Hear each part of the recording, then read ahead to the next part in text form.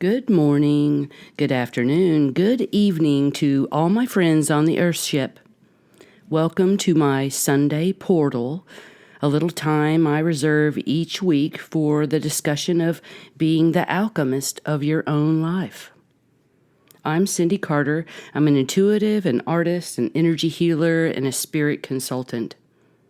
This series of Alchemy podcasts each Sunday is a place for you to come and relax, get away from your stress, and do some innate learning to learn that you are the alchemist of your life and that you can change your outcome. Last podcast, we talked about inviting the inner yes.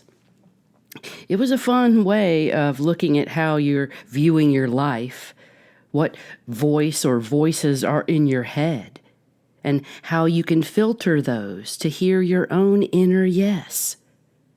The inner yes to life, the inner yes, even if it is just a whisper right now in your head, it can be nurtured. It can become louder if you choose it to. If you focus on it too. You do this in the moment when you're, say, in a discordant situation. You, in the moment, adjust yourself, adjust your thought. You invite the inner yes to filter through you.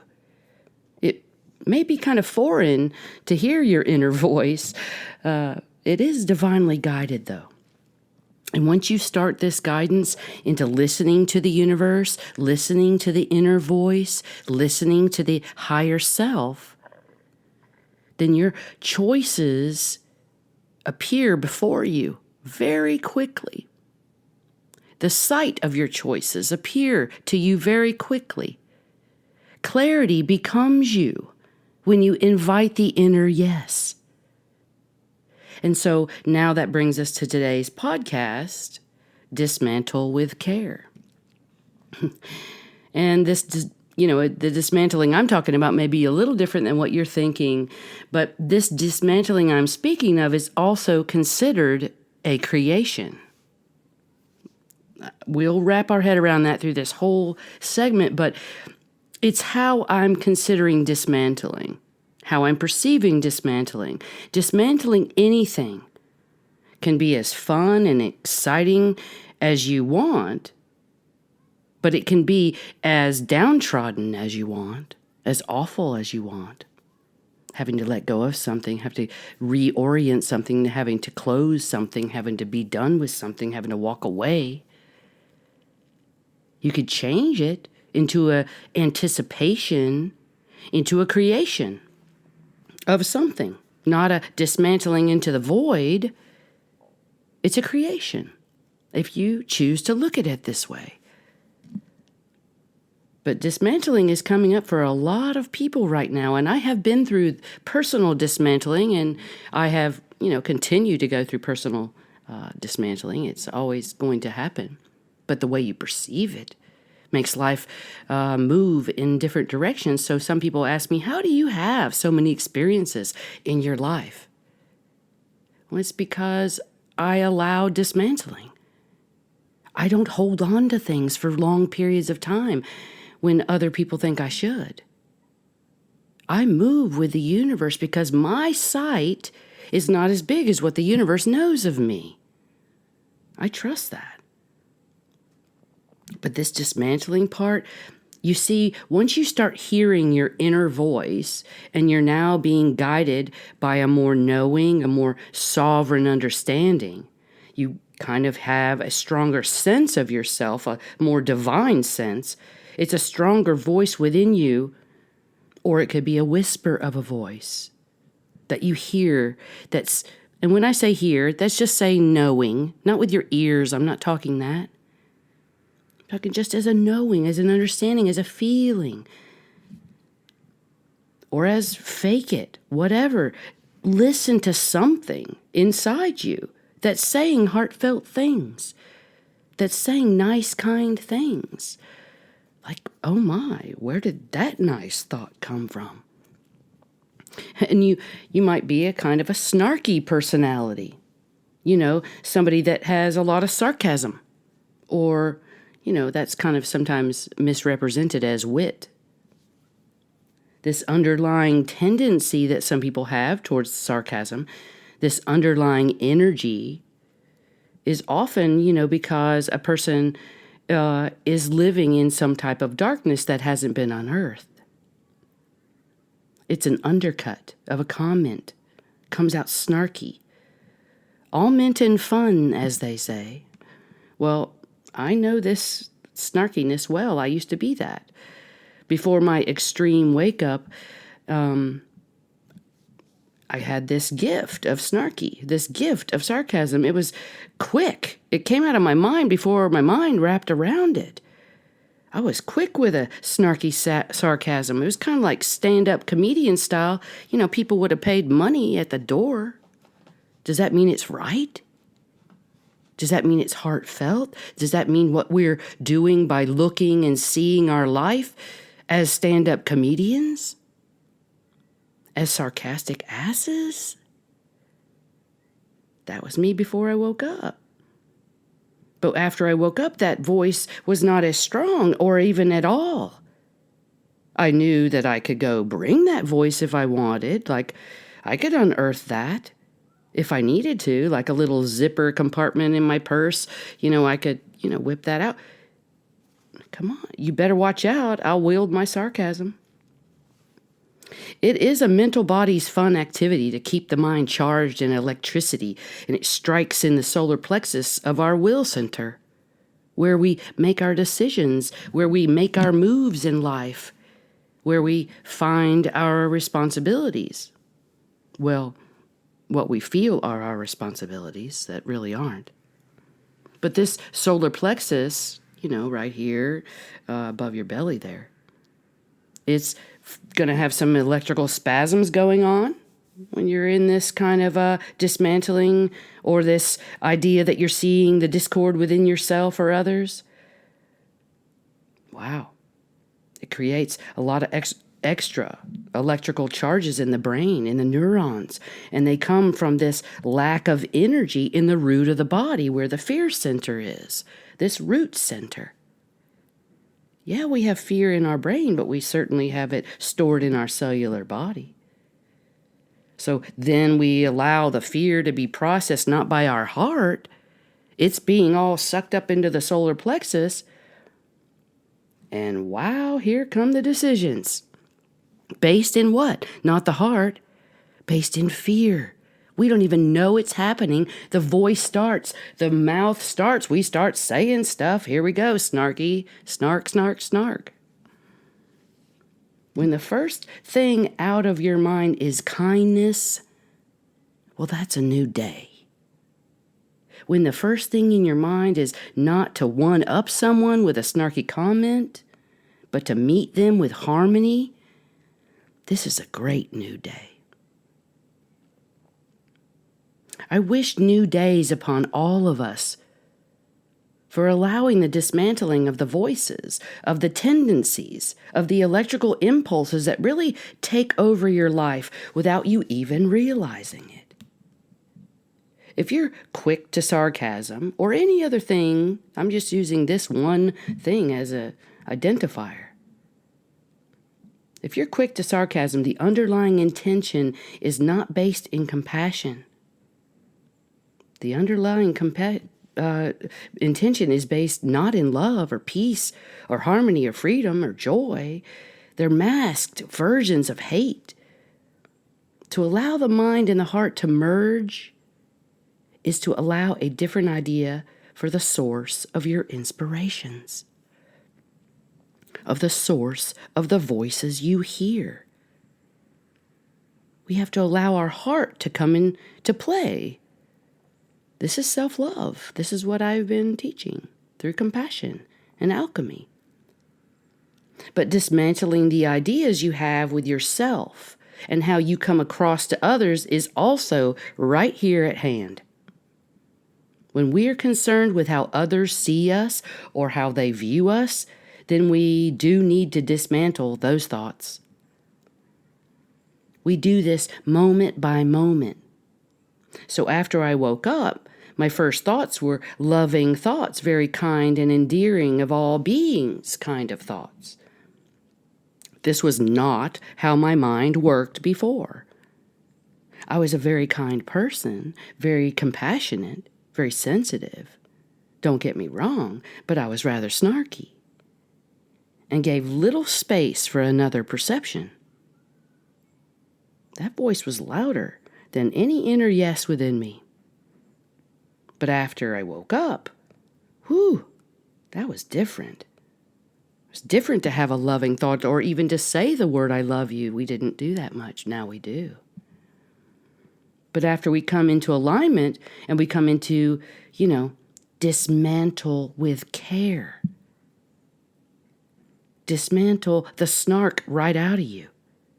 Dismantle the angst right out of you. Dismantle the fear or the need to be seen right out of you. Become kinder, freer, and more loving to yourself. When we move out of that space that we created or were created around us without our participation, because we do that too, you might have been sitting on the fence of not choosing. Well, that is a choice. And it's a very telling choice to not view the creation because it's too painful. Ignoring it, denying it, refusing to see it, or perhaps we have blinders on to see. But not choosing is a choice. So here we are at a choice. Dismantlement with kindness. Dismantle with care. Boy, oh boy. You see, your behavior becomes wow in your face when you start hearing the voice of yourself and start seeing what you need to dismantle. It's like, oh my gosh, I can't believe I'm this way with myself. I can't believe I'm this way with others. Because you're seeing yourself in a new way. And perhaps you don't like what you see. I deal with a lot of people that don't like what they see once it's unearthed. You don't like the creation that's going down right now. I understand why. I did the same thing. Luckily, I learned it through compassion. Perhaps you're seeing that people take advantage of you or that you get taken advantage of.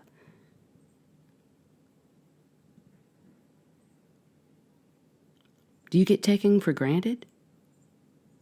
And up until now, you never saw that in yourself? Well, we need to dismantle with care and kindness and compassion.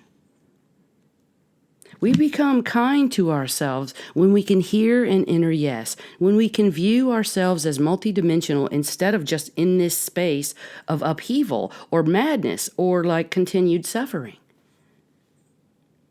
Be kind to yourself for all that you've endured, even all the instantaneous, unkind, snarky thoughts that come into your mind.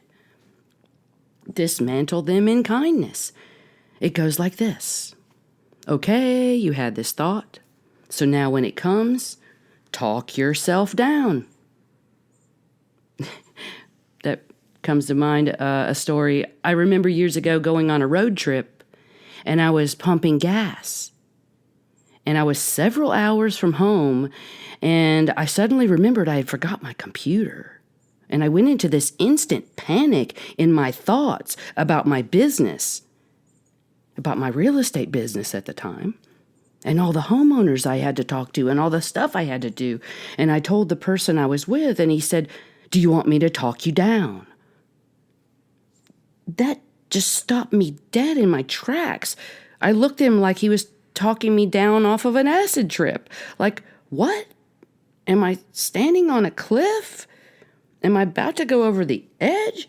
I mean, I didn't even realize I had reached the edge. I guess I didn't even realize how bad it was, how upset I was, how ugly it was, this instantaneous idea of, oh my God, that I forgot my work tool, my communication tool. Dang. Just talk yourself down. That was brilliant.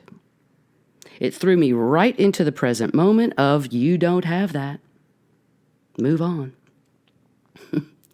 The electrical charges hitting my mind were not helping the situation. So now I allow myself to be the guide of this process.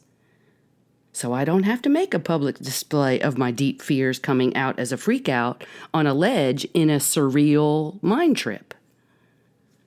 Just dismantle it with care. I dismantle the thoughts and the tendencies when I see them, when they become clear. So am I to go into ridicule of myself for forgetting the laptop?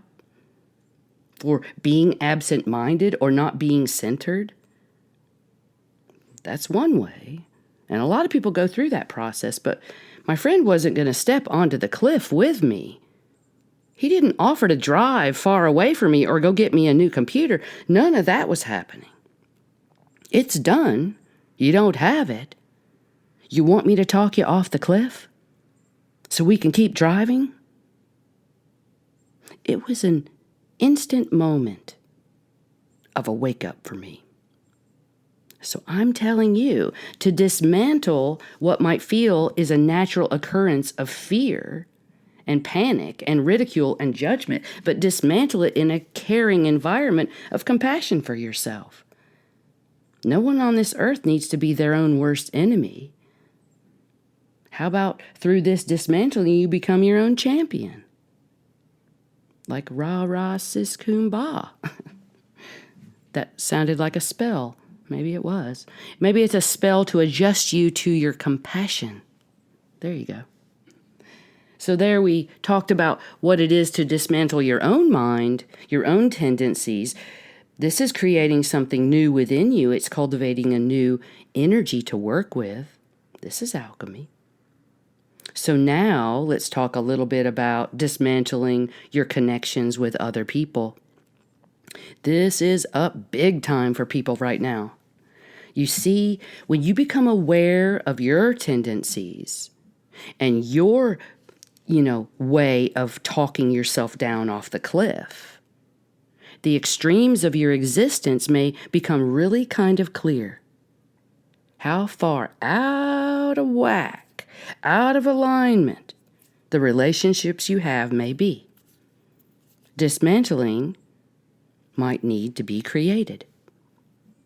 When you see that others are not ever offering you upliftment, but the opposite, maybe bringing your energy down or physically attacking or outwardly judging you, or they drain your energy, they're just not good for you. Well, this is where we are. Dismantling with care. It's not done in exclusion. It's done in kindness to you and them. It's done oftentimes when someone's just waking up to their creations and their relationships and their tendencies and influences within the relationships. They will want to pull away really hard, like in a total recoil, like recoiling from the ugly, the dark, the downward spiral. Well, and at this point, you're extra sensitive to what you see, so be aware of that. So you might be making mountains out of very small molehills. Yes, you might need to move away from it if we want to maintain our energy field, but here's the big part. Are you going to do this with kindness? This idea that I can't be around these people and their choices, I see my boundary now. It's like a big stick drawing it in the sand. That feels like a snarly dog as a guard. It's what it feels like, with the energy of I dare you to cross my line now. Ha ha. And you feel all secure and awesome in your love and light and newfound sovereignty. Well, we could offer a different way to dismantle than the recoil. How about the compassionate way to dismantle a relationship? The high road, the kind road. This person may not be knowingly harming you.